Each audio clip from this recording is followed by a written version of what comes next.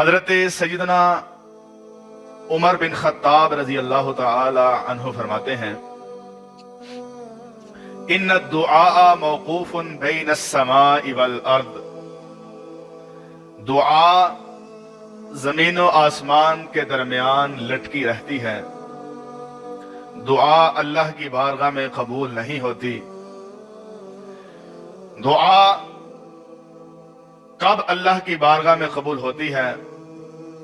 فرمایا کہ حتی تصلی علی نبی کا، یہاں تک کہ تم اپنے نبی پر درود نہ پڑھ لو۔ دعا کی قبولیت کے لیے درود کو لازم قرار دیا گیا۔ اعلی حضرت رحمت اللہ تعالی فرماتے ہیں کہ دعا پرندے کی طرح ہے اور درود اس پرندے کے پر ہیں۔ جس طرح پرندہ بغیر پروں کے اڑ نہیں سکتا، اسی طرح دعا بھی اللہ کی بارگاہ میں بغیر درود کے قبول ہوتی نہیں ہے۔